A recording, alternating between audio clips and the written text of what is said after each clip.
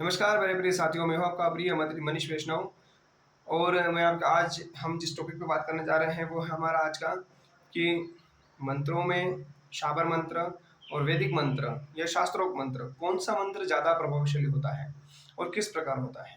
तो हम आप ये चर्चा करना चाहते हैं कि जो शाबर मंत्र हैं उनमें भगवान को कसम दी जाती है। जैसे श्री रामचरितमानस यदि आप पूरा देखेंगे तो शाबर मंत्र के जैसे बना हुआ है। जैसे कि प्रभु आयो सुनहि राम दुहाई, सुंदरकांड में ही ले लीजिए। प्रभु आयो सुनहि राम दुहाई, मतलब राम जी की दुहाई देकर वहां क्या कहा जाता है कि प्रभु आएंगे, राम जी की दुहाई है।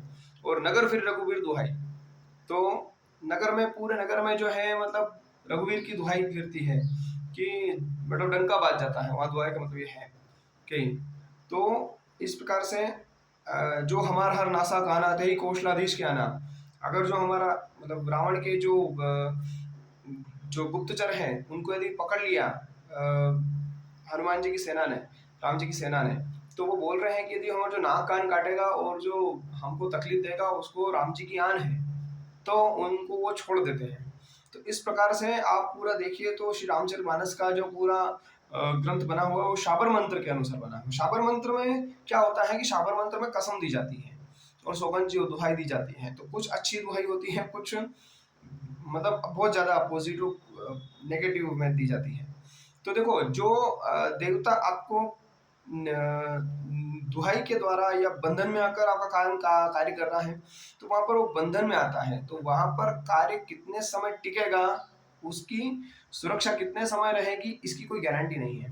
परंतु यदि हम उनको जो वैदिक मंत्र जब करते हैं, कोई जिसमें ओंकार है, जिसका विनियोग होता है, और जो जैसे कि एक मंत्र है हम नमः शिवाय मंत्र है, नमो नारायण मंत्र है, इस प्रकार के जो मंत्र हैं उनसे उनका जो है रिजल्ट तुरंत नहीं आता है, बहुत ज्यादा लंबे समय तक आता है, परंतु उनका जो रिजल्ट होता है वो स्थायी होता है। और स्थायी रिजल्ट के कारण ही उनको अच्छा माना गया है, क्योंकि जहाँ दुहाई दी जाती है वहां पर बंधन में जबरदस्ती मतलब देवताओं को कार्य करना पड़ता है, परंतु जहां पर हम नमस्कार करके उनको प्रसन्न करते हैं वैदिक मंत्र या शास्त्रों या पुराणिक मंत्रों के द्वारा, तो वहां पर वो जो देवी देवता है वो प्रसन्नता के साथ वरदान देते हैं, आशीर्वाद देते हैं, और आशीर्वाद के स्वरूप फिर उस चीज की नींव भी अच्छी होती है।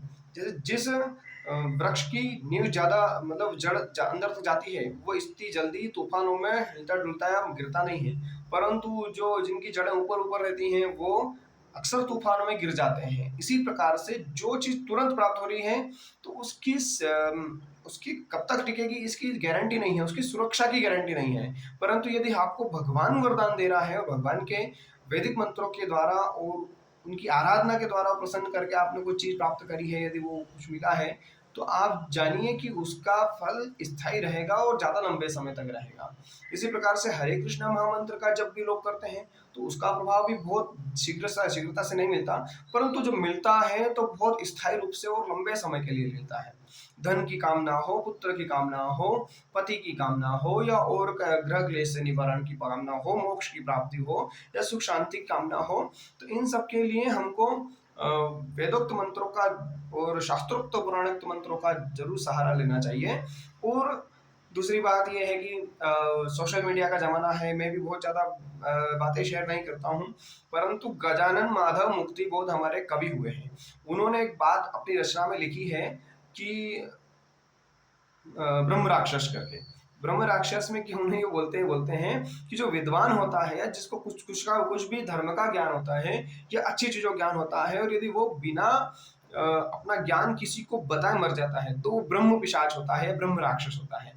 तो भैया सोशल मीडिया के जमाने में एक प्लेटफॉर्म ऐसा भी है कि मैं भी अपनी बातों को शेयर कर सकता हूँ। मुझे भी गुरु द्वारा प्रदत्त या मैंने जो जानकारी इधर उधर से ली है उसको यदि मैं आपके साथ शेयर कर सकता हूँ, तो ये बहुत अच्छा प्लेटफॉर्म है और उसका मैं यूज करना चाहता हूँ और यूज कर रहा हूँ। तो मैं ब्रह्म पिशाच और ब्रह्म राक्षस नहीं बनना चाहता। भगवान करे मैं जितनी भी मेरे पास जो ज्ञान है, मैं जो समाज के काम आने लायक है वो मैं दूंगा।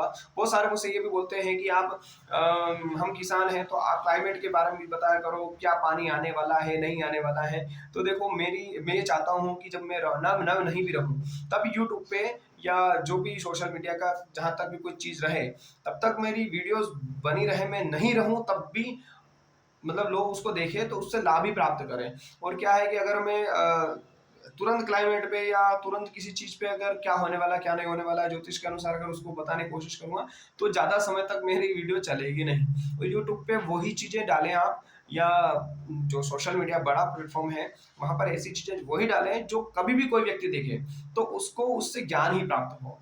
इसी के साथ में मैं आपका मित्र मनीष वैष्णव विदा लेता हूँ। यदि मंत्रों के माध्यम से आपको कोई परेशानी हो, तो आप मुझे बता सकते हैं, कमेंट में बता सकते हैं, या मुझे प्रश्न पूछ सकते हैं। जो मुझे व्हाट्सएप पे जुड़े हैं वो वहाँ से कर सकते हैं, टेलीग्राम से कर सकते हैं, इंस्टाग्राम पे आप मैसेज दे सकते हैं। जहाँ भी आप मुझसे जिस प्रकार भी फेसबुक पे जुड़े हुए हैं, वहाँ से आप प्रश्न पूछ सकते हैं, या जो मुझसे चर्चा करना चाहते हैं वहाँ भी चर्चा कर सकते हैं। जिसको कोई किसी प्रकार की तकलीफ है, वो हमारी एक बहुत बड़ी संस्था है, मैं भारत में अकेला नहीं हूँ, मेरे साथ पूरी टीम जुड़ी हुई है। और कम से कम मेरे साथ में कम से कम 70 से 80 लोग जुड़े हुए हैं, जो तंत्र मंत्र में भी अच्छी अभिरुचि रखते हैं, ज्योतिष हैं, प्रकांड विद्वान हैं, ब्राह्मण हैं, और जिस भी प्रकार के जानकार हैं वो सब हमसे जुड़े हुए हैं। तो किसी व्यक्ति को कुछ भी किसी तरीके की तकलीफ हो या समस्या हो, वो हमसे संपर्क कर सकते हैं।